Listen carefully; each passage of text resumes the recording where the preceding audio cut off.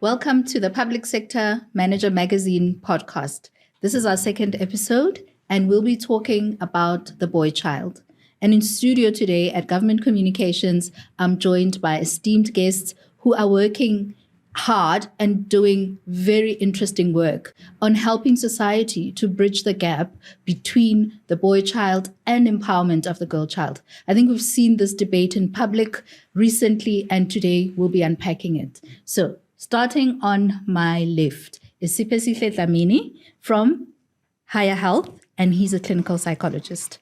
Also, Ngazelo Mlilo, who works for an NGO called Pola, who also focuses a lot on using African indigenous systems to deal with mental health in assisting young people. And on my right, we've got Petun Ndlovu from Prime Stars, and he's also a champion of a film called What About the Boys? And also Prince Mutlo, who's popularly known for Discipline Camp. Thank you to all my guests and welcome to the podcast. Let's start our conversation. Thank you. Thank you. Yeah. Thank you so much. So I'd like to start with you, Petu. I mean, what about the boys? Tell us. Yes, What About the Boys? Actually, What About the Boys is more than a movie. I don't regard it as a movie. It's a program. It's a movement calling men to be a nation of good men.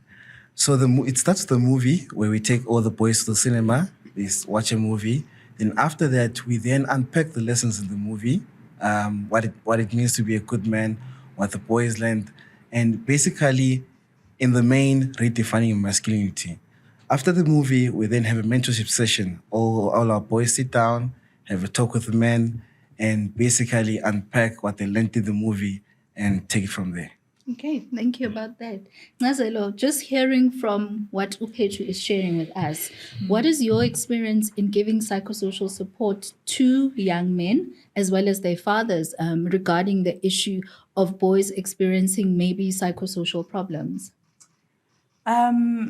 We work a lot in schools and informal settlements, disadvantaged settings, and we run group therapy interventions for boys and men using our Outraged program, which is basically an 11-session intervention that invites men and boys to explore issues around their gender identity, look at issues of patriarchy, harmful masculinity, talk about GBV and why it happens in our communities, looking at issues of rage and anger and asking men and boys, what is your anger about? What is going on? So we take a very non-blaming approach to issues of violence because we truly believe that men and boys have been recruited into practices of dominance. And it is important to give them an opportunity to talk about these issues and explore broadly what is going on so that they can arrive at decisions and conclusions that allow them to reevaluate their position on these matters. What we've found generally in our work is that men and boys are wounded. They also, like the girls, the boys are going through a lot of trauma, a lot of difficulties, and often not being heard simply because boys don't cry. We all know about those ideas. But also because you've been recruited into these ways of being, and you just think this is what you need to be. This is how it is to be a man or a boy. And so giving people an opportunity to reevaluate for themselves, we do find that men and boys have the capacity to change and to become people who are able to actually contribute in preventing the issues that we say are challenging our communities. So we have gone through very lovely, fruitful journeys, partnerships and collaborations that have seen boys evolve to be leaders in communities in contributing to addressing the predicaments that we talk about when we talk about gender-based violence and other challenges. And to you, Prince, I mean, you use the concept of discipline, right? Yes. To assist young men to become better citizens and better future fathers. I mean, with what Ngazelo has said about, this recruitment into practices of dominance, how do you guys counter that at a young age? Because I take it that you work a lot with teenagers. Yes. So what we actually do, we teach young people ways of life and ways of God. And most of the time we are strong when it comes to parents and fathers. The reason why, a lot of kids that are coming to us, they are not only from South Africa, but you get kids from Europe, you get kids from Ethiopia and other countries. They have the behavioral problems, they have discipline issues, but that is not a problem. That is a symptom that something else is wrong. All kids are good. God says kids are born with foolishness bound to their heart. But only correction and discipline is going to derive them apart. So the problem becomes when the parenting is not good, and that affects how the child is brought up. That is mostly what we're focusing on. Taking kids back to the root. Yes, kids have they might be neglected, hurt, depressed, have anger issues, but it does not change the fact that they do wrong things. They smoke, they make chat, they're lazy, things that also affect their future. We address these issues in a very firm way. If you've seen that how rough we can be, especially on first days, because kids, it is normal, that you can talk to parents the way they do, the way they know how, because they say, I have a right to talk, then I can talk to you however they want. So we need to remind them that you're still a child, and a child is a child and an adult is an adult. That's why they go on the mad to get themselves dirty, because you need to play. You understand? There are some things that kids don't know. They don't know how to play. They don't know what is fun. They confuse fun with, danger things, smoking, hablis, going on parties, and they call that fun because the society is allowing. But we also provide mental health care for that, so we don't just shout all the time. And we let kids play, have fun, and we do have psychologists. But however, the psychologists, they are young people. The organization is run by young people, and the kids who've been to our camp, they grew up within our camp, and they are become instructors and teach other kids. Okay. And Sipe, you work in the post-schooling education sector, and obviously you would then inherit the kids that would have gone through Princess Camp or through Nazalu's program, and they're becoming young adults. I mean, what are you seeing in that sector, and what are your views on psychosocial support for young people, particularly between the ages of 18 and 24? Oh, that's a good question, and thank you for the opportunity. And actually, shout out to everybody who's here for having this kind of a discussion. I say that because I think I'm going to be sharing some of my experiences, because for the entire year last year, I was actually running men's conferences throughout the PSM sector under the umbrella term Transforming Mentalities from Higher Health. And what I've seen is, in summary, is that there is no one who's actually raising children nowadays. If you think about it, the people now that are in daycare start from zero now. You can take the child to daycare because everybody's working. And if they're not working, they've absconded. Or it's the grandparents. So in as much as we know that, yes, kids are brought up innocent and then things start to change as they get older, but now no one is actually taking the responsibility to raise them. Parents are pushing them to daycares, are pushing them to schools. The teachers at schools and the principals, they're pushing them back to parents. And what ends up happening is no one is there to show them what to do, what not to do, how to communicate, how to develop emotional intelligence, how to socialize with the other people. So what we tend to see in the PSM sector are all just the symptoms of all of that. Hence, we see a lot of gender-based violence in the PSM sector because we are unable to relate. Hence, we see a lot of suicides in the PSM sector. Hence, we see a lot of substance abuse. Those are all just symptoms of growing up without a father, of growing up without a mother, or growing up in a toxic environment, if you will. But in essence, it's just growing up under the conditions, we call it ACEs in psychology, which is adverse childhood experiences, which means in that environment that you grew up in, it wasn't really conducive for you to be a healthy child.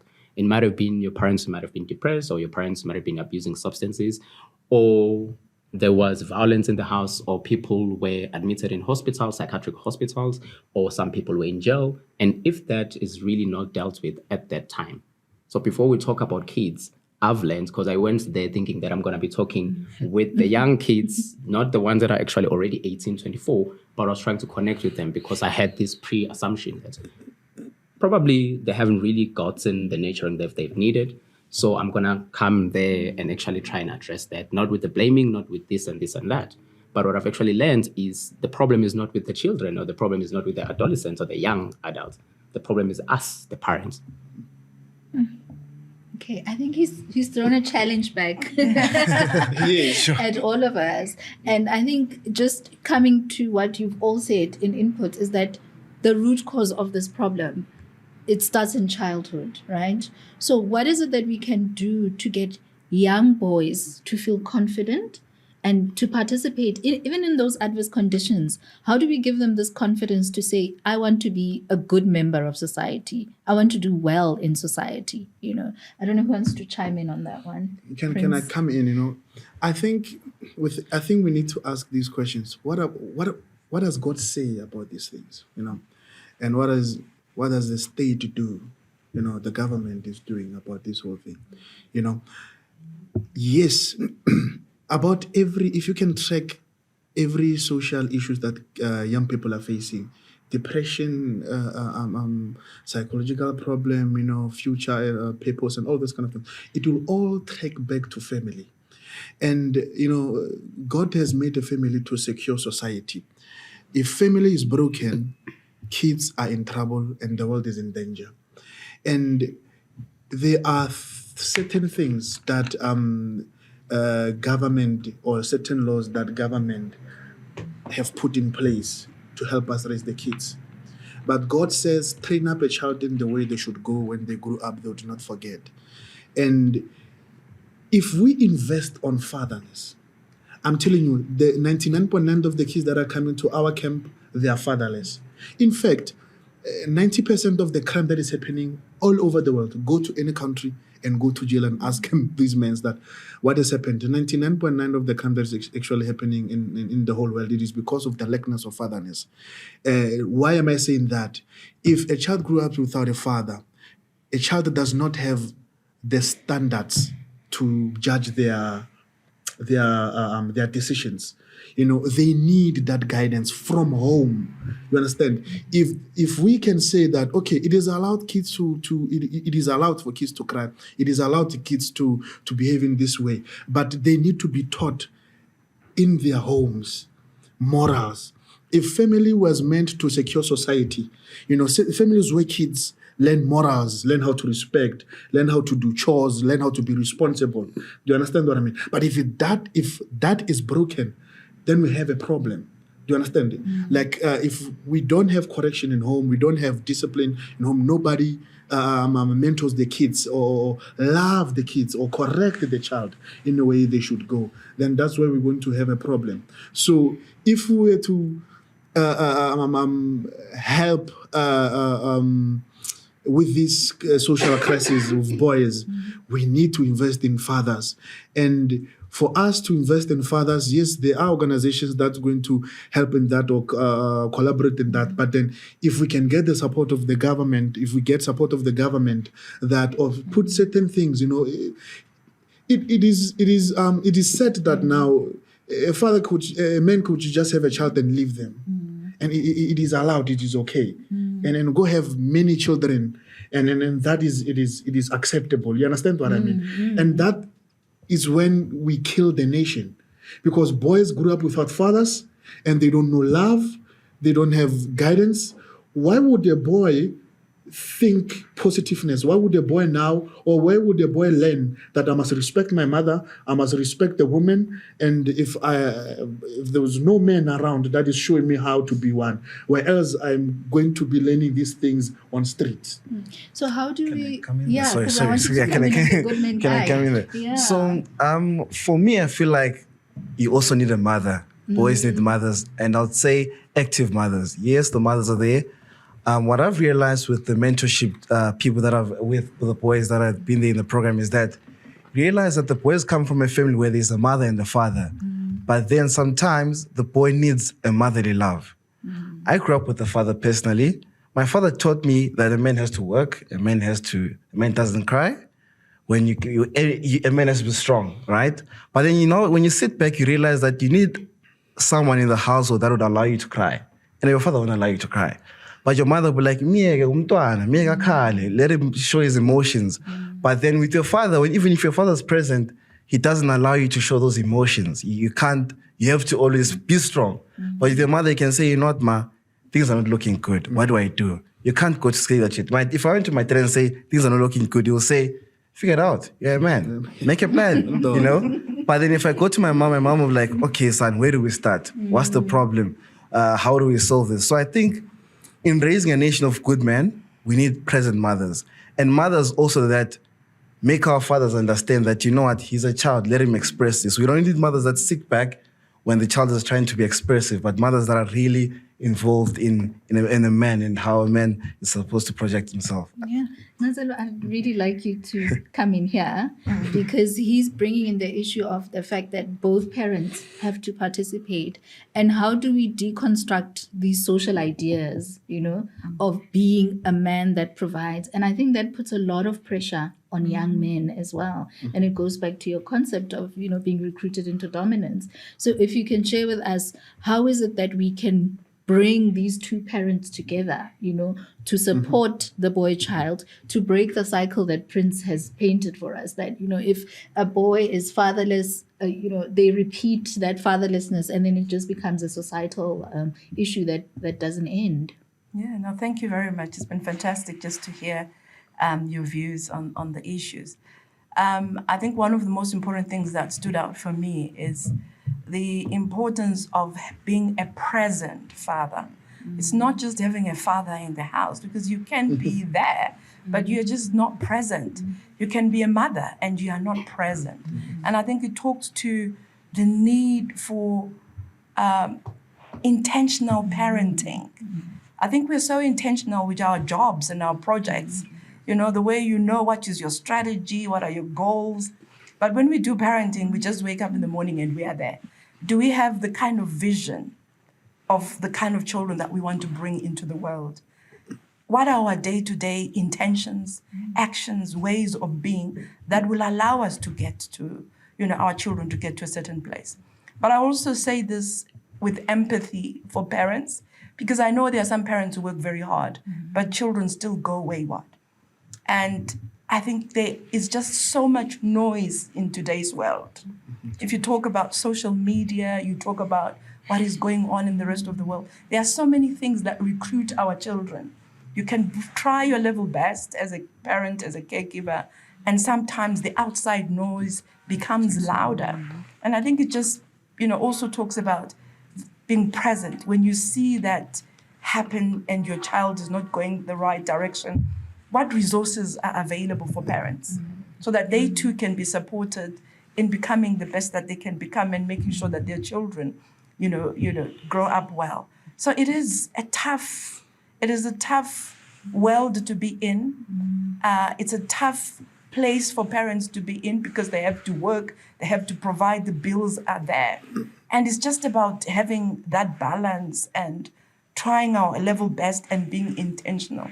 But I'm also somebody who's very passionate about culture, because I do think that a lot of the things we find ourselves in are because we have also been recruited to rubbish everything about Africanism. You know, our culture around the village, Ubuntu, when I can't do it, my brother steps in, my uncle steps in. We've become so individualized that it's about you, your children, and your dog. And it doesn't matter what's happening to your sister's child and so on. And I think the loss of those kind of things are what is costing Africa a lot. I think we need a reawakening on our values of Ubuntu, creating the village, being very intentional and working with what we know has worked in our communities and revisiting that. I travel extensively. I work a lot in the United Kingdom. They have now got a department of loneliness, because people are so lonely because of individualism. And unfortunately, a lot of our own practices are moving towards the West, and yet the West is struggling with their own ways of being. And so for me, it's about who are we as people? How can we learn from what has worked for us for centuries and decades? Being proud of who we are and teaching our children those values. So I think we need to reclaim a lot of things as African people. Sipe, I'm sure you have a toolkit. You know, I don't know. We'll see. that you give to young men, you know, that come in into your office and say, this is my problem, about my masculinity and what society expects of me in expressing this masculinity. Yeah. Maybe I'm violent towards my girlfriend, or I'm just aggressive towards my mother, What is it? What are the 2, 3, 4 things that you would pull out of your toolkit and say to this young man to empower him? Well, I think it's always going to boil down to finding out, because it's also case by case. I cannot just have a toolkit and say, meditate, come for 12 sessions, You can't. run more, or do this and this and this. Yeah. It's case by case, which means I'm going to have to find out for this gentleman here, what is it about him that really makes him to be the way that he is? Which means I'm going to be looking at the predisposing factors of him.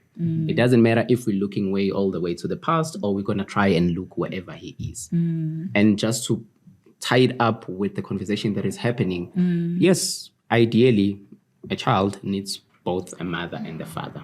But that's not enough. A child needs a healthy mother and a healthy father, because the adverse of that is terrible. But also, alternatively, which also brings what she just said, the child, to survive and be healthy and be prosperous, just needs healthy people or healthy caregivers that are going to take care of them.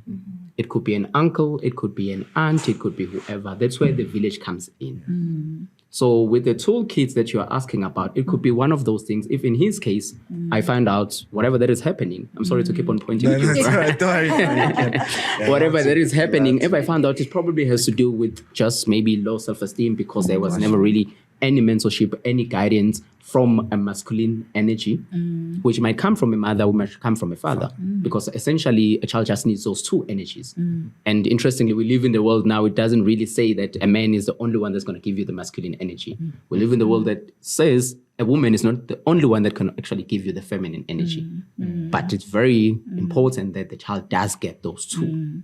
So we see where the problem is, and then we try come up with the ways to actually, okay, if it's mentorship, it might be something that we work through therapy, through counter-transference and transference, which means they're probably going to identify me as like maybe they're missing father with the transference, and then I know this is what we're dealing with, which means they're even going to try to break the frame of therapy, want to call me on a Saturday, be like, hey, listen, I see this girl, and then I'm have to deal with that kind of an issue. It's the same thing with the ladies. If there are daddy issues, I'm probably going to be playing that missing role in their life. And then we can work through that within the therapy space so that they understand, they can develop, and then they go practice out there. Because I'm not really their uncle, I'm not really their father, I'm not really their whoever that they think I am subconsciously. They're going to have to form that, fix that on the outside. So to summarize, just find out what it is about this. Of course, there are common issues around people. Yes, the factor that he mentioned earlier, I was maybe devastated would be the appropriate word when I found out the stats around the lack of fathers in our lives, and especially in South Africa. So I think, so for Black folk, like most people in this room, it's more than 70% that grow up without a father figure, which means there is not even an uncle that is taking care of that person. When you're looking at the Indian population, it's about 14% that is growing up without a father. When you're looking at the white population, it's about 20%. Wow. When you're looking at the coloreds, it's about 50%. And then what actually happens when somebody or a child grows up without a father figure? You tend to find out that they're most likely going to be aggressive. They're most likely going to be using substances. They're most likely going to die of suicide, do poorly in school, struggle in relationships, be prone to anger and violence, and the list goes on and on and on. Aren't those the issues that we're actually seeing here in South Africa? Aren't those the issues that we actually tend to be the ones that are perpetrating as the Black folk? Then why are we surprised? Because already we have the formula that tells us if this happens, this is what's going to happen. And we keep on happening. We keep on doing it. The laws are changing, the laws are there, but the laws are confusing. I'm even worried about what just happened in the Concord right now. Because a lot of guys, at least where I'm from, are looking at marriage in a certain way now. So if I go there and pay something, does it mean we're already married? We are yet to see what's going to happen, but I'm also worried. What if people now, gentlemen, are actually no longer going to go start families, which means we're going to be impregnating wherever we go, which means we're actually going to be contributing towards is already happening. So it's a lot of question marks, it's a lot of points to discuss, but we just need to keep things simple. Can I add on there? I think also with What About the Boys, we've been so intentional about that because in the movie structure that we did is we created, it's a group of 4 high school boys going through different problems, the common issues. But now we've also had a good man's guide, which means it unpacks all the lessons of the movie and basically now takes a role where it's the broader wide, where basically some boys are experiencing what's deep than what it was in the movie. So now the book then unpacks all of it. And now also the intentional part about Ubuntu is the culture that we're speaking about is that, we have mentorship sessions. So each and every, if you see at the back, we've got corporate partners here. So each corporate partner then comes and volunteers and say, you know what, I'm a good man. I want to volunteer my time, give away my time to come speak to these boys, have sessions with these boys. Then you find mentors that have 6 sessions with boys. They go to their schools, speak to them, spend some time with them, even buy lunch together. Like when I read some stories with the mentors, they tell you that, you know what, I've taken this guy, he's now my son. I've taken this guy, he's now my mshana wam lumuntu. And then they even extend. You find somewhere, I remember last year, we had one where they were donating suits for their matric dance. So those things, then you then find those uncles adopting those boys, taking care of them, and it's very, very fun. It's very, very fun and exciting to watch. But I think we need more of that. We need more of men coming out and saying, you know what, as much as he's not my son, I'm gonna take care of him. I'm gonna do what it takes for him to be a good man. If I can just come in to support there with a personal example, if that's okay. Yes, please. So I'm part of the statistics, if you understand what I'm saying. And then my uncle, who tends to be the one that used to drink a lot, we all miss him because whenever there were rituals and ceremonies at home, he was the one that you'll remember what was happening because of him. Got you. But one of these days, I was coming from the maternal side of the family, and then we meet at the gates. He's entering, I'm exiting, I'm going home. And then he's like, wait, we are Pushan. And it's like, we're Kai. I said, no, come with me. Took me to the Tavel, bought what he wanted to buy, asked me what I wanted. We played pool, we interacted with people that were there. And then it was very like a nice interaction, nice conversations. And then when I left, and then as I grew older, I actually understood that he actually took me on the date and showed me how to actually take care of the person that you initiated something about. I think the first date that I've ever been at was with my uncle. And from there, I learned that, actually, if you're going to ask whether it's another guy to go some so chila machita, the onus is with you to make sure that the environment is safe and conducive for whatever that you have proposed to happen there. And make sure that from when they came here up until they go home, is still with you. And how you treat them still lies with you.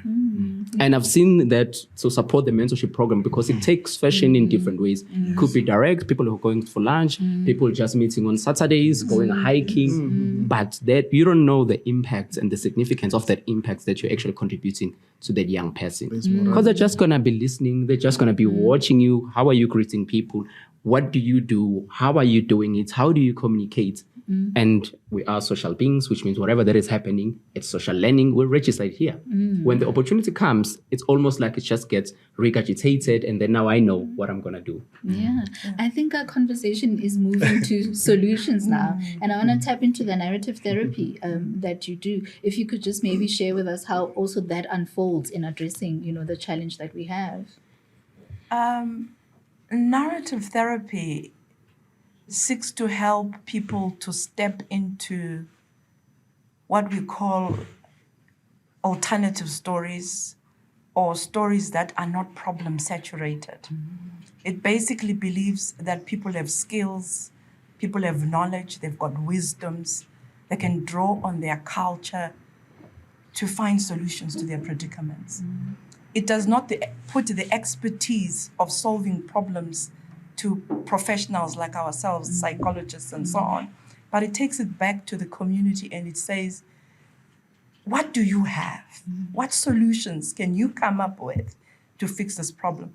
As we are having this conversation, one of the things that's jumping up at me is, why is it that men are not present for their children? What is going on? What causes a man to know that he's fathered a child, but chooses to stay away? What is going on? And I think we need research. We need to understand what is going on. And I'm saying, if you're talking 70%, you're talking about a serious pandemic of absence of men.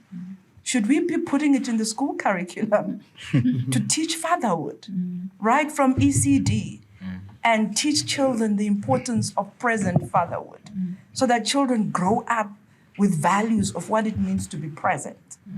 So, talking solutions, I'm really thinking that as a society, we need to be more intentional, because we have a serious problem.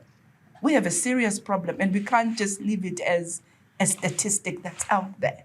What are we going to be doing on a day-to-day basis to change this, the situation? So narrative therapy believes that we as African people have the solutions to this problem. And we just need to search within ourselves, to dig deeper and look at our values and reclaim what we are losing in the world that is fast pacing and adopting very Western ways of being. And so that is what we would offer as narrative practitioners, to say, communities, let's talk about this. Let's develop agency around these issues. How do we change the situation so that we can be reclaiming our values and some of the things that we know matter for our children, for our society? That is actually true. I think that is perfect, because I think one of our programs that we do in Rising Stars is parent seminar. There's no formula. Parents, when you become a parent, you become a parent because you have a child. There's no school or institution that teaches you about parenting. Parents had to learn how to change diapers, how to take care of a child, how to raise a child and all that. They don't have like a support that helps them to set standards. This is the things that you must do, these are the things that you mustn't do. You mustn't swear near the kids, you mustn't do these things near the kids, because they grasp that information. Kids need to learn more morality. This is what we actually do. Before kids come to our camp, we have sessions with parents, to empower parents about this knowledge. Because to be honest, we have a lot of young parents and they have no idea, like I told you, it takes you back to God. What does God says about raising kids? Most of our camps are founded by the laws of the Bible. We're not religious, don't get me wrong, but we are founded by laws of the Bible. What does God says? Train up a child in the way they should go. Kids are born with foolishness. What is it that you need to do? What is love? What is not? Fathers, be there to correct the kids. You'll find out that there are more women, there are more mothers coming to our camp than there are men. Even if you go to parents' meeting in schools, you'll find that the mothers are the ones that are present, which becomes an issue. It means that now a lot of families are broken, a lot of kids have fathers, but fathers are not there. And when I'm talking about a father, I'm not talking about somebody who pays maintenance or who calls all the time, or is there in the house reading newspaper, commanding kids to, come bring me water, those kind of things. Fathers teach kids ways of life. A father qualifies. And I also have respect for stepfathers. Because they're stepping in. That is a great thing for men to do. Stepping in. Raising a child, but however, correcting a child. God says the only way to love your child and the only way to raise a good child is to correct the child. So forgive me, even using a rod. We were like he said, like she said that going back to our culture, what has worked for us before. I don't know about you, but I was whipped a lot. That is why I am today here. I was whipped by the people, the adults in the street doing wrong things. Community. I was raised by the community. I was raised by my grandfather, my grandmother, and that has set out some rules. I needed that, because if I do things in jail and nothing happens to me, then I have power to do anything, Just like kids today, they go to schools and swear at teachers, and teachers can't do anything. But we went to school, you can't swear at the teacher, you can't even do or have a wrong hairstyle or nasty hairstyle in school. You have to be right, live by right, because there were consequences there, And that system actually helped us a lot, That is why parents now, they drive big cars, they have houses, they have everything. But would you say the same thing about the youth that we're having today? Would you say that they would have brighter future? They will be the next doctors, the next presidents, because they dwell in drugs, they dwell in in alcohol and all those kind of things, confusing fun with monad, So that is where we're going. So if we, I'm very, very serious about this. If we invest in family, that is when we're going to get it right. Have support for mothers. How do we raise these kids? Because if we say now, okay, this is the law. Fathers, stay at home. You're not allowed to have a child and leave. But now how do you become good to the kids, Because the thing is also about fathers. Fathers are the key, when it comes to discipline. Because now they carry the gene. When everything that a man do, it comes to their gene, you have to produce generations. So whatever that fathers do, transferred to the kids. You understand what I mean? So that is why when God says train a child, it means that you become a trainer as a father, you become a trainer as a mother. You understand what I mean? Wherever, a train, you look at the train, a train is a long thing, right? But the train is not the whole thing. The only thing that is called train is the one in front holding an engine. So you're looking at the different locomotives that are attached to the train. Yes. So any other things, they are called cars. Yeah. Meaning that wherever the train goes, the cars will follow. So if you are a trainer, wherever as a father, and you're supposed to train kids, wherever that you go, the kids will follow. So if you go to a place where kids are not allowed, you shouldn't go there. If you do things, in private, they are in your genes. They are transferring to your copy. You understand what I mean? So most of the things that the kids do, most of the things that kids do, it is the copy of the sins of their father. Is the result of the sins of their father. Because now, if most of fathers, if you find out that a man beats up the woman, has no respect to women, it's more likely for kids to be the same. Because how will a child break a cycle? Where will a child get the knowledge that I shouldn't, but my father is? You understand what I mean? And if a father say, don't drink, but I'm drinking, you're confusing a child. It's like a smoking doctor. So it goes back to really how we socialize our children and how we also behave in society. But I want to bring CPEP because I also want us to contextualize discipline not in harmful ways. Yes. Because there are parents that use discipline to inflict harm. Yes. And that's where child abuse also comes in. Yes. So I think it's important that we do contextualize that and give a sense of what is maybe ideal ways of disciplining that are not harmful. I don't know if you can help us with this one. I was itching, thank you. Because it almost sounded like he was advocating for corporal punishment, which actually does more damage than good. But the gist of what you're saying is that kids need to be corrected. The conversation then needs to be taken, so how do we correct them without actually causing more damage? Yes. So we shouldn't whip children. That just goes without saying. The research is there. We're not going to reiterate it. We shouldn't hit children. But it needs to be a systematic way that we discipline, because where the disconnection is, if at home I get whipped and then I fall into place, I do this kind of things, which obviously in the future I'm going to be struggling with the anxieties, with the abuse, that. But I know at home this is how I get discipline, for me to listen. And even at home, if you were beat up, you know that it might have started with just a stick, but a stick at some point didn't really matter. And then it will progress to something else, and then it will progress to something else, and then it will progress to something else. Yes.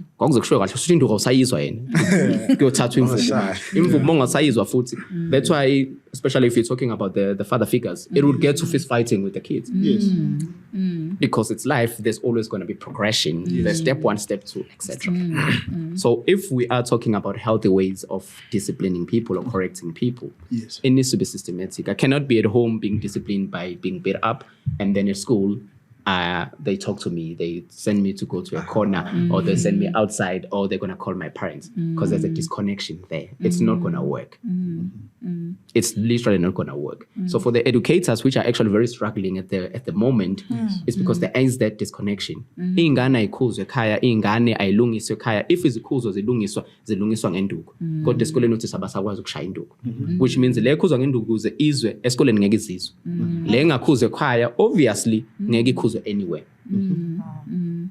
But how do we enforce discipline in a healthy way? With reinforcement. So it's what they do nowadays. Actually, they've always done it, because even from my peers, there are people that have never been beaten up. And if I may say, they're probably more healthy than I am. Yes.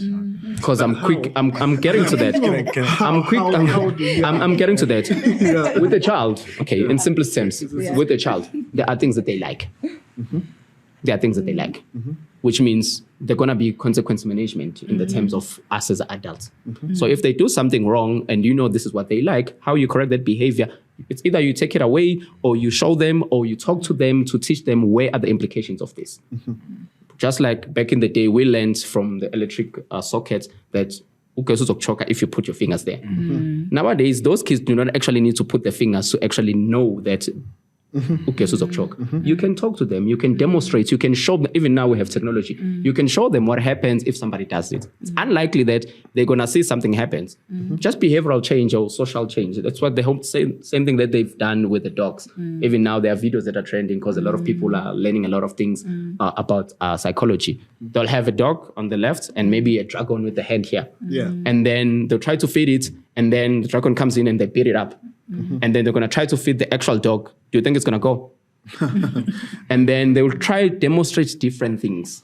And then whatever the behavior that is actually good, then you reinforce this. If your child does something good, you encourage it. When your child does something bad, you talk to them, you demonstrate to them. And if it needs to be some sort of a consequence management, it's either you're going to take something away, they're no longer going to go out with the friends. There was a trip planned, they're no longer going to go to the trip. Remember, you've also been a good enough parent, which means they listen to you, they know what they've done, they understood, not just shout at them and do this and this and that.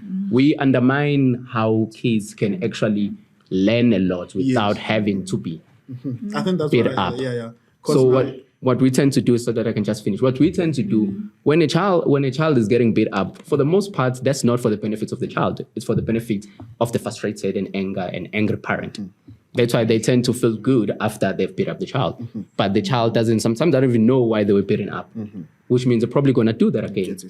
Okay, thank you, Sipe. I think Petu wants to come in. And I think, Petu, as you come in, I think talk to us about the social behavior change, because my understanding is also what about the boys is exactly doing that. So please come in. I think firstly, just to add on what you're saying, you're very right. So when I grew up with my dad, I'm a gamer. I love gaming a lot. So I'm one of those children that when you say that my dad never laid a hand on me, ever. All he had to do was switch off the Wi-Fi and say, you're not gaming today. That was it.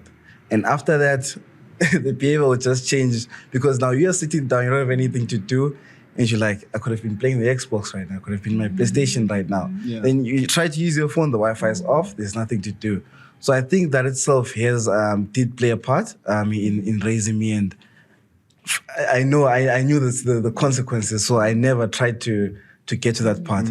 And also with the social changes, I always say this, you can't track change in a year. That's one thing that I've loved about What About the Boys in the last 3 years.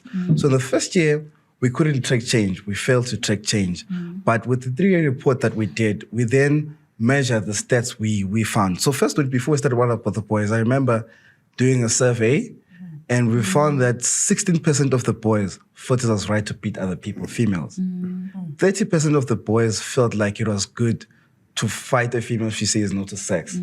70% of the boys felt it was right that if you're married to someone, if you're married to a wife, she has to constantly be sexual with you. She doesn't have the right to consent. As long as if you're married and you've paid lobola, you have a right for her to be submissive to you. And then after the 3-year report, the stats dropped. They didn't drop drastically as much as we wanted to be, but they did. So we went back to the same schools, asked the females, how have been the boys treating you now? You find that they tell you that, look, we get the biggest bully, but now he's actually the one that walks with us home. to make sure that we're protected. And then you find stats that are like, boys are now finally warming up to females. Boys are now finally learning how to include females in their activities. Boys are now finally encouraging females to enter your sports such as soccer, where we experience like a male-dominated sport, but now boys are actually now being the ones that are championing the females to be in those sports. So those are the stats we've found in the last 3 years doing our report. So I think it's been a very, very interesting watch to see the change in boys. And we also now, in our new What About the Boys, are now actually including the females in the conversation, because in the last 3 years, we were taking boys to cinemas, having the conversation with the boys. But now we want to take the females too. So also, because you get questions, the boys ask a lot of questions. They ask you, look, females assault us too. They touch us in our private areas. And when you go report, they laugh at us. They say this is not assault. So we also now are intentional about including the females in those conversations, so that it creates a safer environment and more inclusive and inclusive environment for both males and females. Okay, thank you. This was a lovely conversation. So we're wrapping it up right now. And I really learned a lot from all of you. And I think our key takeaway for this episode is that really society has to come together to empower the boy child. And we have to deal with the root cause. And one of them is fatherlessness. And I think this also goes back to how we address issues of sexual reproductive health, because that is what actually leads us, to either early teenage pregnancies, and then unplanned pregnancies. And then we then have fathers that are not ready or mothers that are not ready. But there could be a lot of other factors, obviously, influencing this. So I'm just highlighting what could be some of the causes. So I'd like to take a parting shot from each of you, starting with you, Sipe. We come with you, Ngazelo and Petu, and then Prince. Thanks. Okay. Just to be technical, because I want to finish a thought that was hanging. So it's through positive reinforcement or negative reinforcement. That's how you discipline without causing any harm, without any whipping. And an example of a negative reinforcement will be exactly what he just said. You take something away from them, or you then they remove them from whatever. There will be a negative. Because they still want to do that, and then they're going to learn from that behavior. A positive one, you reward the behavior that you want to see. Yes. All right. So a parting shot, given the space that I'm in, which is the PSET sector, yes, we've really focused a lot about the kids, but where I am, those are adults, so to speak. Even though they're young adults, but they are adults. They are living the teenage years. So what I've started doing and what we are doing at High Health is actually moving towards accountability, account responsibility, to really, really prevent the victimhood mentality. Because it's easy, if I grow up in an conducive environment and then I get to be in certain spaces, I can always say it's because I didn't have a father. I can always say because my mother left. I can always say my grandfather was abusive, my grandmother was this and this and this and this. Now what I've learned and what I'm trying to implement is that, okay, yes, all of those things happened. We acknowledge them, we deal with them, you've made sense of it. But now, as an adult that you are right now, what are you doing to take accountability for how you're going to proceed to be as an individual? We have identified that there's a problem. Are you willing to work on yourself to actually grow up and be a better person? Or you're just going to have that as a flag and say, because I was abused, or because I was left, because I was never raised well, because I was never nurtured? Or you're going to take that as a mirror to be like, okay, maybe I need therapy, or maybe I need to go fix things with my brother, or maybe I need to go fix things with my mother, etc. So responsibility is actually quite very much important. That's why even now, this year, actually yesterday was the first day that I rolled out Bridging the Gap, where now last year I was focusing mainly on men. And then this year, I started focusing on both the genders. Actually, it's not even both the genders, because there was also a group with the LGBTQI plus community, which is an oversight, because as I was implementing through Higher Health this program of Bridging the Gap, what I learned last year is that we were running programs from men's perspective, which was only men, and I would make it a point, even if you're going to come thinking you're going to moderate, as soon as the time for me to start talking, I'll make it a point that you're going to leave eventually. So that is only just gentlemen. And then they will feel free to talk about different things, even if it's just how to make a girl orgasm, because no one really talks about those things with them. It was actually interesting how to tie utai. Nobody's teaching them. There's the small things that we overlook. How to ukshela intombazane. No one is teaching them all of those things. But then there was a discrepancy because the girls were also doing their own thing with the pillow talks on the other side. But then there was a lack of connection. So now bridging the gap, I learned that there was actually quite a huge distance between the two. And then with bridging the gap, there's a new program that we're implementing as Higher Health. It's actually to bring them together. And it's quite interesting because I start them where they are. The boys will be this side, the men will be this, the girls will be this side. They say things from their own perspectives. It gets really heated because it's like, what is it that frustrates us about the gender, the other gender, and vice versa? And then people would say and say and say and say and say with passion. And you even hear from there how much we do not understand each other. So with the adults that we are, the young people that we are, actually, yes, we can fix things in childhood, we can fix things wherever we are, but now it's actually just having to deal with the misunderstandings, the lack of collaboration, the lack of trying to be like, okay, yes, I'm a boy, let me also hear the girl, what does she want? How does she want to be treated? And also understanding that I'm not always right, she is also right, and vice versa, because nowadays that is actually lacking. Okay, thank you. Nazelo, your parting shot? My parting thought is that this is a multifaceted challenge or problem. It has many faces, and it requires a multidisciplinary approach where everybody in society has got a role to play. Parents have a role to play, teachers have a role to play, pastors have a role to play, community members have a role to play, and we all have to work together. And my personal appeal, I appeal to men out there. Your boys need you, your children need you, not just physically, but they need you to be present. I am appealing also to women to say, even if your partner broke your heart, please don't keep him away from the children, because as a way of revenge, I think sometimes we can get trapped into some of those things because of our anger. I think we just need to work together. We need each other to support our children, to support our boys. Thank you. Thank you. I think for me, my parting shot is, let's be intentional as men in what we do, you know. I've noticed that sometimes, as much as the boy relies on the father that's inside the house, they look at also the guys that are outside. I'll give you a perfect example. I've got two boys, my neighbors. They live with their mother. They don't have a dad. And I used to meet these boys every time in the morning when they were going to school and I was catching an Uber. And then I started playing soccer with them, started building a relationship with them. And then this other time, I took them to the salon to get a haircut. And then I asked them, what haircuts are you getting today? And do you know what they say to me? The haircut that you're getting. Yep. And then that thing made me realize that these young men look up to us, whatever we do. If we are violent in the community, they'll look up to exactly that. If we are kind in the community, they'll look up to exactly that. So I would say, as men, as you as an individual, be intentional with what you do. Look at yourself, learn to self-reflect, and try the best to be a positive role model in the community. And also to private sector clients, let's understand that as much as they are workers, they are also parents.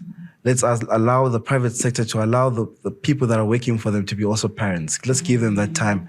Let's also provide them with the resources that allow them to learn what is parenting, how do you balance the both. And I think for me, that's my parting shot. Okay, good. Yeah, my thinking is that, you know, every generation has its own mission and in its own responsibilities. And if this generation is falling out of a place, it's actually damaging the next generations that are coming forth, you know. And young people, yes, kids are looking up to us, you know. For a child to smoke, they have to see an adult do it. You know, for kids to drink or say certain things, they have to see an adult doing it, you know, or seeing the other friends doing it, but the other friend also saw someone adult doing it, you know. And we do things in front of the kids.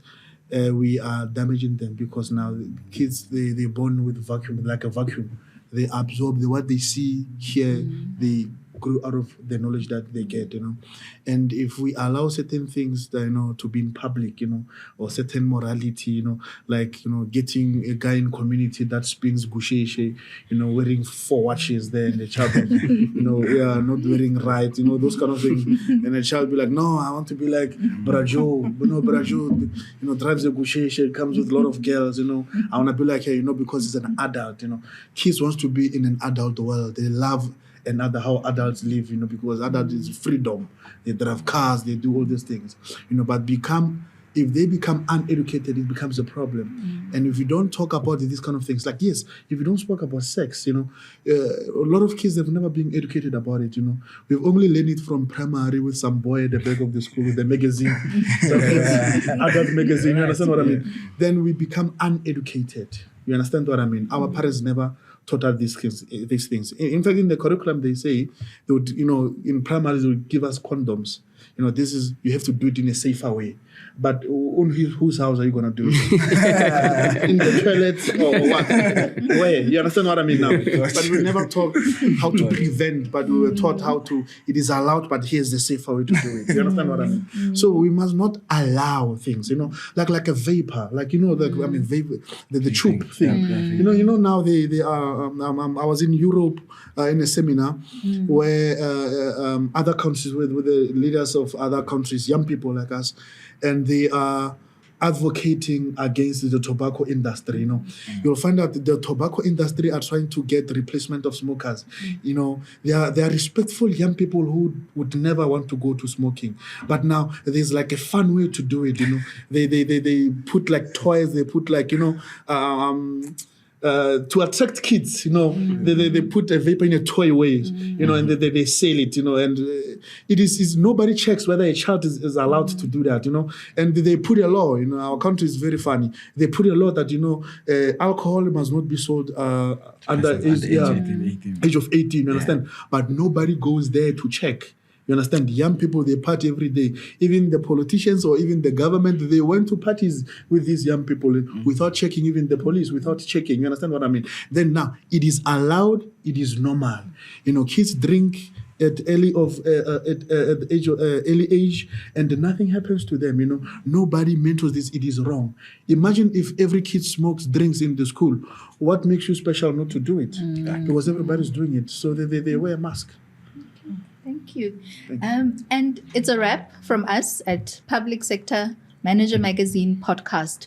I think this conversation feels unfinished. It feels like we need to unpack many aspects of this conversation. So I do hope that we might have a chance to just speak about what is it that we can do more collectively as a society to address issues of fatherlessness that the panelists have raised, to address issues of how society can come together to create present parenting, but most of all, to create a healthy society where both genders, male, female, including what we call key populations, the LGBTQI community, can contribute to positive masculinity and also help Petu with his good guide for men.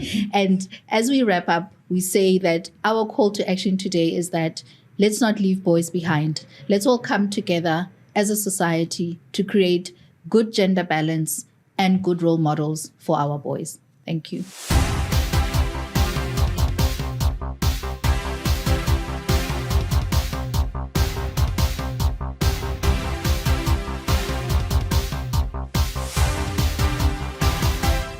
Brought to you by the GCIS.